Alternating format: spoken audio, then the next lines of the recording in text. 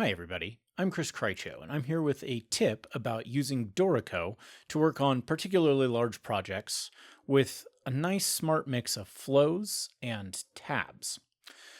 So, over the past 5 years, as I've been working on my first symphony, I have found that while Dorico's performance has improved significantly for large projects in that time, with the releases of Dorico 4 and 5 and 6, up to 6.2 now, I still find that if I'm working with a really big project, let's say a modern orchestra project, and I have a bunch of flows in it, so imagine we've got a four movement symphony, as is fairly common. I'm going to see Dorico work for a minute here to create a new flow. We'll name that movement 2. I'll come back here and I'll name this movement 1.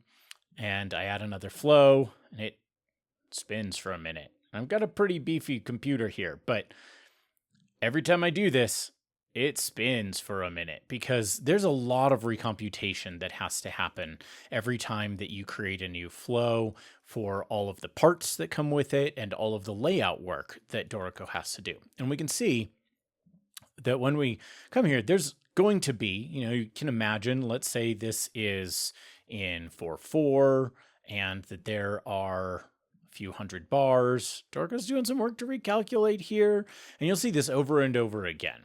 And just going and doing this, what recalculation does it need to do? Well, it needs to think about layout, it needs to think about how the parts are going to get presented, and so on.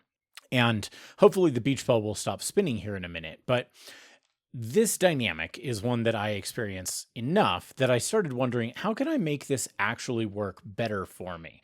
If this has 100 bars in it, and I put in a note somewhere in here, it's going to have to recalculate layout. And in fact, if I put in a bar somewhere in here, it's going to have to do some recalculation of layout. And this problem multiplies as we have more flows with more bars in them, etc. So maybe this one's 3/4, and hey, now maybe this one's in 6/8, and maybe there's another 200 bars between these two movements. And there's not a lot happening right now, so Dorico doesn't have to do a lot of recomputation because, well, I mean, look, there's nothing in here, and we're using galley view, so we don't have to worry too much about layout, but like, you can see, layout starts to become an issue once we spread it out. And what if I turn on condensing, as I have turned on and whatnot? Dorico's going to end up with a lot of work to do.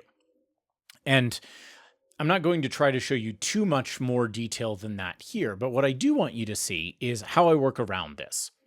What I do is I create a copy of the full score for each of the movements in the layouts. Now, it'll have all the players assigned, and all the players in this case are assigned to all the movements. That might be different for you. What I'm going to do is I'm going to say duplicate this layout. This will take a moment. And then should be down here. There's now full score down here. And I'm going to rename this to full score movement 1.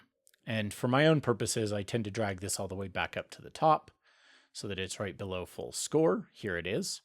And then I come in here and I uncheck these other movements. And then when I come back to write, I can say, I want to look at the full score movement 1 layout. And now the other score flows are completely invisible. And whatever I do here, Dorico doesn't have to do anything else in real time at all to recalculate anything about those other things, because the only one I'm looking at is the full score.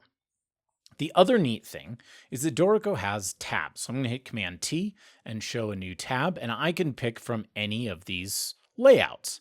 So what I actually do is I come back here and I go ahead and duplicate this 2 more times, and 3 more times rather. And we're going to see them down here, and I'm just going to say, go ahead and duplicate layout and duplicate layout. And we have copy and copy, copy, and copy, copy, copy. And all I'm going to do is change that to be 2 and 3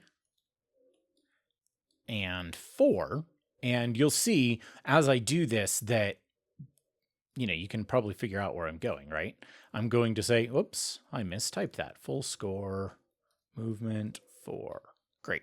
And so this one I'm going to turn on movement 4 and turn off movement 1. And movement 3, same thing. I'm going to turn off movement 1, turn on movement 2, and turn off movement 1. And I'll grab all 3 of these, drag them to the top, right under the movement 1 version. I have done the wrong thing. I grabbed the horn part on accident. Because I dropped these while dragging it.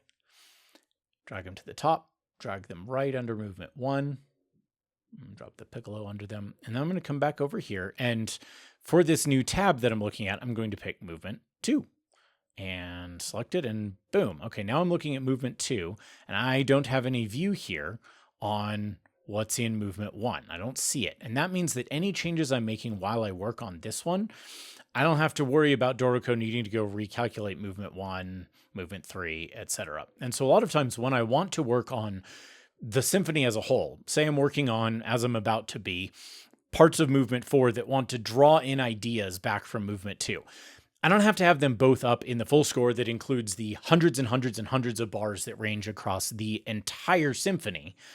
All I actually have to do is tab back and forth between movements 1 and 2, and that's very slightly slow, but it's a lot faster in practice to jump from movement 4 and say, okay, here in bar 43, I want to go back to movement 2 and scroll over. And it's going to take a minute to load that. That's fine. I'm going to look at bar 74 and do something there, pop back to full score, movement 4. And again, it might take a second, but now I can work again on bar 43.